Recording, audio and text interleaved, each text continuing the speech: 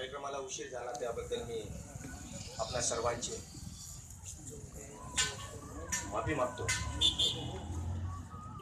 या संपूर्ण विश्वाला अहिंसेचा संदेश देणारे महाकारुणिक तथागत भगवान गौतम बुद्ध, संत तुकाराम महाराज, माता जिजाऊ, माता भीमाई, माता रमाई, माता सावित्रीबाई, आरक्षणाचे जनक राजर्षी शाहू महाराज, महात्मा ज्योतिराव फुले,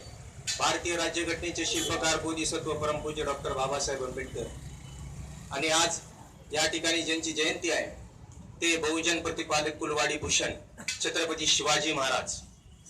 आणि ज्या ज्या महामानवांनी, ज्या महापुरुषांनी, ज्या मान स्त्रियांनी इथल्या बहुजनांच्या उद्धारासाठी अहोरात्र प्रयत्न केले, आपला संसार त्यागला, त्या सर्व महापुरुषांना, महामातेंना मी प्रथमतः अभिवादन करतो। आजच्या या शिवजयंतीच्या प्रसंगी उपस्थित आपल्या चाळीसगाव नगरीचे नगराध्यक्ष आदरणीय आशालता चव्हाण, सन्माननीय विश्वास भाऊ चव्हाण, सन्माननीय नगरसेवक भगवान बापू पाटील, सन्माननीय नगरसेवक भाऊसाहेब पोळ, सन्माननीय माजी नगरसेवक संजयजी घोडेस्वार, महाविद्यालयाचे प्राचार्य आदरणीय भाविस्कर सर, आणि आपल्या कार्यक्रमाचे प्रमुख वक्ते पंकजी रणदिवे,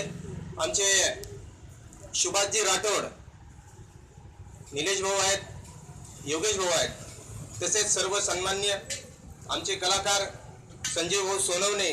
आणि त्यांची कलाकार मंडळी आहेत, आणि उपस्थित पीपल सोशल फाउंडेशनचे सर्व पदाधिकारी आणि उपस्थित बंधूंनो, मुळामध्ये जयंती आणि पुण्यतिथी का असते हेच आम्हाला कळत नाही। जयंती आणि पुण्यतिथी यासाठी नसते की त्या महापुरुषांच्या प्रतिमेला हार अर्पण करणे किंवा पूजन करणे किंवा याचं पूजन करणे यासाठी जयंती आणि पुण्यतिथी नसते, तर जयंती आणि पुण्यतिथी यासाठी असते की त्या महापुरुषांनी केलेलं कार्य आणि त्यांचं राहिलेलं कार्य पूर्ण करण्यासाठी जयंती आणि पुण्यतिथी असते, म्हणून हे पहिले आपल्याला समजून घेणं गरजेचं आहे। तर पार कंठामध्ये असलेल्या मराठी मातीमध्ये छत्रपती शिवाजी महाराजांनी स्वराज्य निर्माण केला, तर त्याच खडकळ मातीमध्ये महात्मा ज्योतिराव फुलेंनी आपल्या क्रांतिकारी विचारांनी ती नांगरली, तर राजश्री शाहू महाराजांनी तिथे बाग पिकळली, तर भारतरत्न डॉक्टर बाबासाहेब आंबेडकरांनी त्या बागेला पाणी देण्याचं काम केलं। हे महापुरुष त्यांच्या विश्वासाला खरे उतरले, पण यांचा वारसा सांगणारा हा समाज त्यांच्या विश्वासाला खरा उतरलाय का, हा मूळ प्रश्न आहे। आज पण आम्ही त्यांच्या पुतळ्याला पुष्प अर्पण करण्यात राहून गेलो, पण त्यांच्या विचारांचा इथे रोज मुर्दा पडतो, याचं काय?